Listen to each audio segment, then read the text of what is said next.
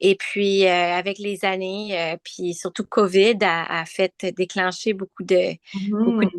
pièges qui fait que, à un moment donné, j'ai choisi de laisser mon emploi, même si c'était en privé, j'étais quand même employée, de laisser mon emploi pour essayer de voler mes propres ailes dans mon domaine d'ergothérapie.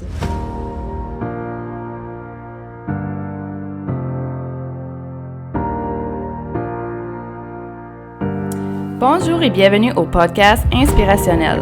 Ce podcast hebdomadaire a comme but de vous présenter des histoires incroyables de femmes qui ont franchi le pas de l'entrepreneuriat, qui ont un impact positif dans leur communauté et dont l'histoire vous touchera. Chaque semaine, nous vous proposons des entretiens avec des femmes qui réussissent à vivre passionnément au quotidien et qui ont créé des entreprises de cœur qui prospèrent. Elles vont partager généreusement leurs idées et leurs conseils sur la manière de naviguer les hauts et les bas de l'entrepreneuriat. Qu'il s'agisse de femmes en démarrage, en croissance ou de PDG expérimentés, nos invités vous inspireront avec leurs histoires de résilience, de détermination et d'innovation.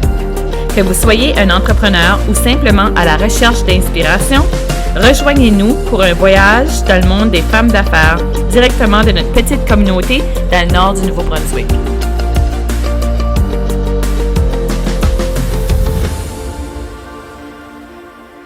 Allô tout le monde et bienvenue à Inspirationnel.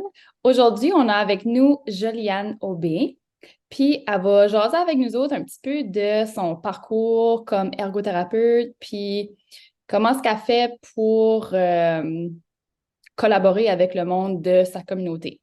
Fait que je vais la laisser s'introduire un peu, même si j'ai déjà fait un petit peu d'introduction, mais je vais la laisser s'expliquer d'où ce qu'elle vient, tout ça, puis après ça, pour expliquer son parcours. Fait que je te donne la parole. Allô, Caroline.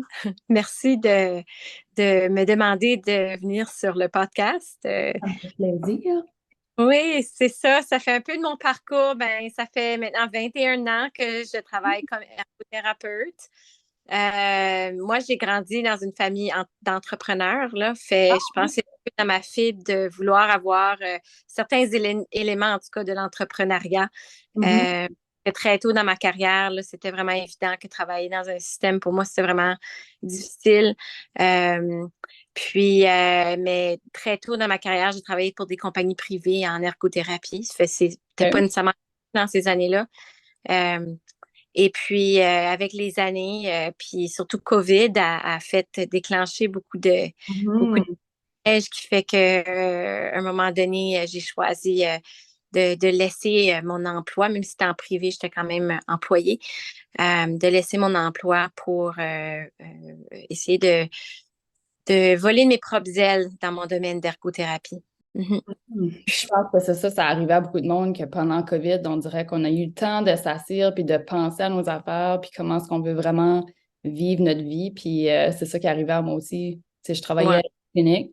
J'aimais vraiment ce que je travaillais, mais c'était juste pas. Il y a quelque chose qui manquait. Fait que quand est-ce que j'ai été forcée à rester chez nous puis plus penser à mes affaires, c'est là où ce que ça a tapé comme. Ouais. C'est- Je pense que j'aimerais vraiment, vraiment ça, juste. Ben, puis c'est ça, c'est un peu pour moi, ça a été comme à un moment donné, la compagnie pour laquelle je travaillais pour, ben c'est certain, tu sais, il y avait eu un beau travail d'essayer de pivoter rapidement la business de leur côté. Mais les attentes étaient pour moi, euh, pour ma vie puis pour ma famille irréalistes. Donc, j'ai dû faire un choix. Puis à ce moment-là, j'ai laissé aller. Et puis, j'ai eu le temps de réfléchir un peu de comment je voulais m'y prendre. Puis ce que j'ai, dans le fond, ce qui m'a permis là, de me propulser comme travailleur autonome, c'est vraiment la collaboration. Mhm. Euh, je travaille, ma collaboration, mon travail est principalement avec la clinique du Centre Musette à Bathurst, parce que pour moi, j'ai des forces, mais j'ai des choses aussi qui ne sont pas mes forces. Donc, Mhm. Comme tout entrepreneur. ouais, ça me faisait vraiment peur de boscher. Mhm. Tu sais, je voulais vraiment essayer d'être de pas tout perdre mon énergie sur les choses qui sont vraiment difficiles pour moi, comme toute la facturation, tous les détails d'admin. Je voulais vraiment avoir du soutien là-dedans. En ce moment, c'est ça mon travail. Je suis entrepreneur autonome, mais je contracte mes services à la compagnie Mind at Peace. Donc, ça me permet de déléguer beaucoup de choses c'est des choses que je voulais pas avoir à faire. Parce que c'est pas dans mes forces, c'est juste pas dans mes forces. Je voulais me concentrer sur qu'est-ce qui était mes forces, qu'est-ce que j'aime. Puis le reste du temps, pouvoir concentrer sur mon mieux-être, puis ma famille. Donc, puis, tu sais, pour moi, ce que ça me permet, c'est d'avoir un peu de la liberté dans mes heures de travail, dans la charge que je prends, selon l'énergie que j'ai, selon la saison. Parce que nos capacités, en tout cas pour moi, ma capacité change selon la saison. Et les situations de vie, ça me permet vraiment de faire un peu plus ça, là. C'est certain qu'à la fin de la journée, il faut quand même, j'ai quand même à travailler puis à rapporter un revenu, puis j'aime aussi mon travail.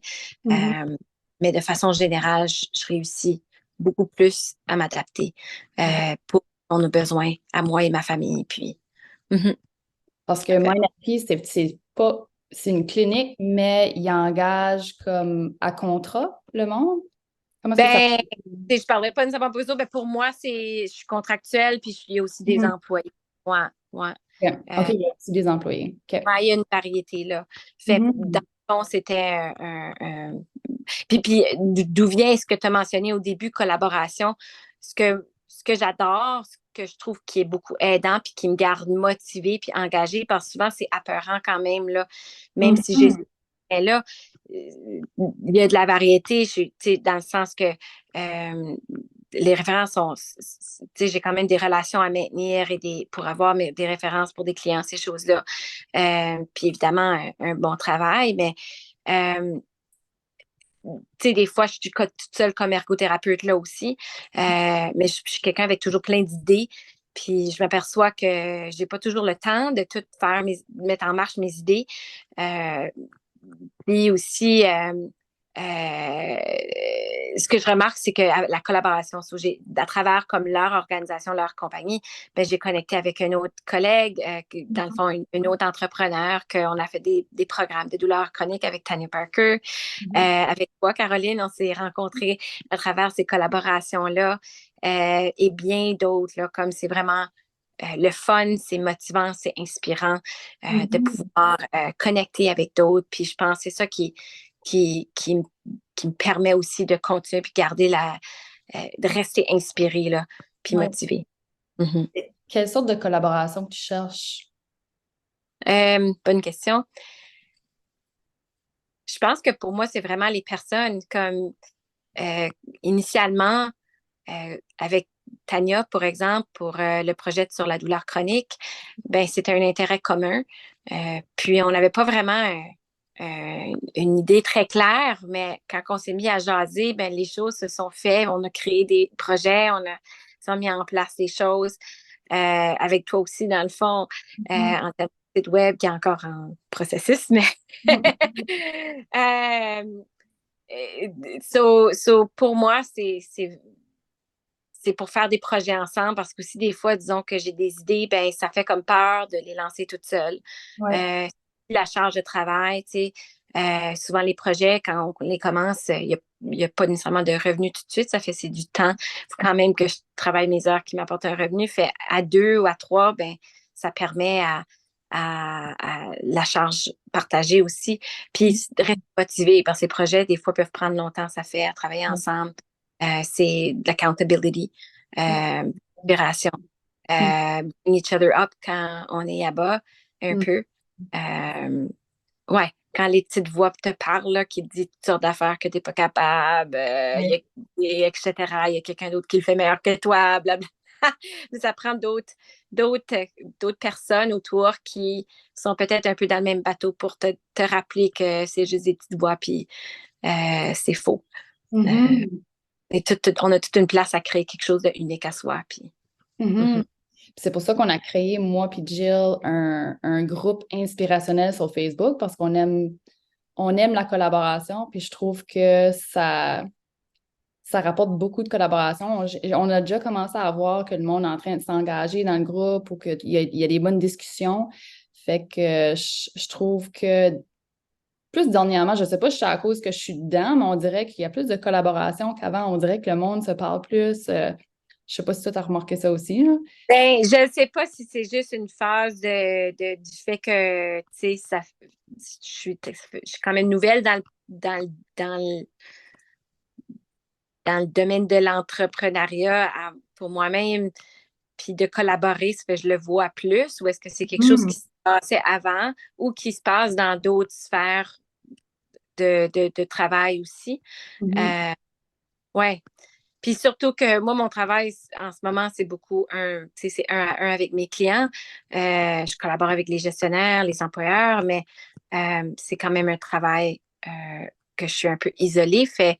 Ça, c'est l'autre chose aussi là, avec la collaboration avec Mind at Peace, c'est que si j'aurais choisi de me lancer toute seule, ben, j'aurais été vraiment toute seule dans Ouais. mon bureau comme individu, ma personnalité, je nécessite de voir des gens comme sinon je tombe dans un beau petit roulant où c'est plus difficile. Ça fait de sortir de la maison puis d'aller voir d'autres gens, d'avoir un bureau ailleurs, de discuter ça fait avec d'autres.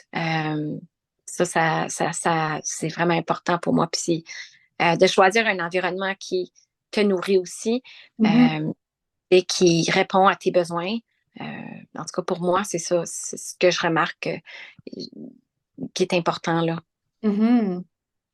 Puis Puis, des fois, ouais. on ne sait pas hein, non plus aussi. Tu sais, c'est comme apparent tu sais, quand j'ai commencé à collaborer avec Mind at Peace, ben, c'est certain comment ça va se passer. Tu sais, tu as Mhm. comme t'es comme je pense que ça va bien aller, mais tu sais jamais. Mais c'est important de se mettre, de faire le pas là. Ouais. Fait qu'une semaine en tant qu'ergothérapeute, entrepreneur, qu'est-ce que ça a l'air? Ben, ça En gros. dépend des. En gros, oui. Ben, je vois mes, tu sais, je vois moi, je vois des clients qui souffrent peut-être de soit difficultés physiques ou mentales liées à, tu sais, ça peut être comme un burn-out, ça peut être un incident au travail ou personnel qui fait que tu peux pas faire les choses que tu veux ou que tu as besoin de faire, comme t'occuper de toi-même, dormir, aller au travail, t'occuper de tes enfants, faire tes loisirs. Moi, je vais voir mes clients, tu sais, ça peut être de 4 à 6 clients par jour, puis ça peut varier, ça peut être assis dans l'office, puis ça peut être en discussion de voir, OK, comment on fait pour graduellement reprendre ces occupations-là, des stratégies pour gérer les symptômes qu'on a. Ça peut être au niveau de l'environnement, de considérer qu'est-ce qu'il y a. Ça peut être l'environnement physique, comme les gens associent souvent l'ergo avec les évaluations de travail, ça peut être des choses comme ça. Mhm. Euh, pour voir, tu sais, un peu, y a-t-il des façons qu'on peut surpasser les défis pour reprendre plaisir à la vie puis son fonctionnement. Ça peut être au bureau, ça peut être en communauté. Donc, des fois, je vais marcher avec des gens. Récemment, dans la dernière année, j'avais une dame qu'on allait à la piscine. Des fois, ça peut être dans l'environnement de travail, ça peut être au café. Selon ce qui est les objectifs des gens qui viennent me voir, ben, on adapte, on détermine qu'est-ce qui est plus approprié. Fait, ma journée peut être au bureau, dans mon office, à jaser ou à faire euh, des projets selon, comme je les objectifs, ou ça peut être en communauté ou au travail. OK. Il y a quand même beaucoup de collaboration avec aussi les gestionnaires puis les employeurs, s'il y en a, si c'est le cas pour un client. Il y a des appels, beaucoup d'éducation Mhm. en lien avec les conditions, les capacités, les limitations d'un client pour les permettre d'avancer puis d'être supportés OK. avant ça. Ça fait. Ouais. As-tu déjà créé des ateliers en communauté? Oui, oui. C'est ça, on a fait justement en ce moment dans la dernière, 2 ans, je pense, 3 ans, on a créé, moi avec Tania, on a collaboré, on a fait un projet pour les gens qui vivent avec la douleur chronique. Ça, on a fait des ateliers face à face. Mhm. Un site aussi qui est Mieux vivre avec la fibromyalgie. Puis un site Facebook fait pour les gens qui sont intéressés. Le but, c'est d'avoir du soutien, des informations, de l'encouragement, ces choses-là. Mhm. On a ça sur Facebook. Puis, bon, c'est ça, ces 2 projets-là. Puis, j'ai collaboré aussi avec quelques organisations en lien avec des ateliers sur la nature. Mhm. Euh, la nature, c'est un environnement. En ergo, on regarde à l'environnement. Puis l'environnement de la nature, ben, ça peut nous permettre à vivre un mieux-être, etc. Ce mille et un bienfaits sur la santé. J'ai fait des ateliers à travers la clinique Mind at Peace, mais aussi d'autres organisations à but non lucratif. Euh, Puis aussi, ça fait peut-être maintenant, c'était pas l'année passée, je pense que c'est l'année d'avant, ou non, printemps passé, je pense. J'ai collaboré avec Vision Loss Rehab puis Canadian Mental Health. Puis on a fait des ateliers sur 6 semaines pour les gens à basse vision ou aveugles. Ok. Puis l'intention, c'était de réduire l'isolement. C'était un atelier genre où il y avait des thèmes offerts pour graduellement de s'ouvrir vers l'action, donc réduire l'isolement. Mhm. Du, du dialogue entre les participants. Ça avait été fait via Zoom et téléphone selon les ressources des gens. OK. C'est vraiment cool. Mhm. Ouais. Puis si quelqu'un voudrait collaborer avec toi, il te contacte-tu à travers de Mind at Peace ou il te contacte directement? Un ou l'autre, ils peuvent. Mind at Peace, c'est simple parce que présentement, ils ont une présence web que moi, je n'ai pas vraiment encore. Ils peuvent communiquer avec la clinique s'ils veulent me parler ou dans le fond, ils peuvent aussi reach out par courriel. Tu peux mettre l'information, je pense, Caro, Oui. sur la courriel ou téléphone. Puis c'est ça, moi, j'aime bien créer toujours dans le but d'accompagner les gens ou le groupe ou les individus vers mieux gérer au quotidien, Hmm. puis de pouvoir reprendre là, un fonctionnement qui est important pour eux autres. Ouais. Je suis quelqu'un de nature créative, puis j'aime collaborer, puis c'est tout en évolution. Mhm. Puis y a-tu déjà des ateliers que tu as pensé à que tu aimerais éventuellement faire, mais que tu n'as pas pensé à quelqu'un que tu pourrais collaborer avec? Peut-être qu'en faisant ce podcast, c'est ça, il y a quelqu'un qui va vouloir collaborer avec toi? Il y en a plein. Je Ah pense oui? Oh! assez souvent, c'est pas le manque de personnes que j'ai d'idées parce que des fois, Ouais. j'ai plein d'idées puis je me dis, ah, je pourrais commencer avec celle-là. C'est plus la gestion de, tu sais, on a, c'est pas la gestion, mais la priorisation de projets parce qu'à quelque part, il y a la famille, il y a moi-même que j'ai à prendre du temps pour moi, puis il y Mhm. a c'est mon travail primaire qui est aussi prioritaire. Ben, dans le fond, ça peut varier aussi, mais à quelque part, des fois, puis là, c'est la saison de l'été, c'est le temps des vacances. Mhm. C'est ça. À quelque part, j'essaie vraiment de faire un effort de voir, OK, ça, c'est une bonne idée, mais est-ce que c'est la meilleure idée tout de suite? Ça fait des fois, je la park. Ouais. Euh, Ouais. Comme là, je suis en train de faire une formation sur l'art-thérapie, ce que je pourrais l'intégrer en clinique, mais mon intention, c'est de collaborer pour l'intégrer dans soit des retraites déjà existantes ou faire des ateliers, que ça soit à travers, ça pourrait être à travers plusieurs organisations. Je suis dans le processus de prendre cette formation-là qui va ajouter à mes compétences actuelles. Euh, Puis, c'est ça. J'aimerais bien. Ça va être dans mes prochains projets. Puis, justement, j'ai eu une retraite qui s'en vient avec la Pure Balance, qui est le studio de yoga OK. local. Puis, je vais faire un projet là avec cette formation-là. Là. Ça commence déjà, dans le fond. Ah, good. C'est une Oui. retraite. C'est quoi? C'est-tu toute une fin de semaine? Le monde couche? Non, c'est une journée. OK. Ouais, ça fait moi, je vais juste faire la partie où il y aurait comme la composante d'art avec l'intention du mieux-être, découvrir, s'apprendre à se connaître, ces choses-là. Puis les autres dames qui organisent vont s'occuper de le reste des activités, qu'il va y avoir du yoga, d'un bon repas, ces choses-là. Ouais. Mhm. Ouais, ouais. Fait ouais, ça fait, je pense, souvent, c'est un peu ça, j'ai plein d'idées, puis s'il y a des gens qui ont des idées, qui veulent reach out, comme c'est super. Mais vraiment, ce que j'adore, c'est travailler avec d'autres, puis créer avec d'autres. Puis je pense encore, ça va un peu, qu'est-ce que je mentionnais au début, c'est d'aller chercher c'est quoi mes forces, puis c'est quoi les forces de quelqu'un d'autre, puis pour pouvoir travailler ensemble pour mettre fruit à nos projets. Mhm. Puis s'il y a quelqu'un qui gradue d'ergothérapeute ou qu'il y a un ergothérapeute tout de suite qui travaille, disons, à l'hôpital ou dans une clinique, ou c'est quoi, d'après toi, les pros and cons, disons, de travailler comme salarié puis entrepreneur? C'est une bonne question. Je pense que ça, c'est personnel. Ouais. Parce que chacun a des besoins. Tu sais, il y a des gens qui ont besoin d'avoir une certaine type de structure, genre 8 à 4.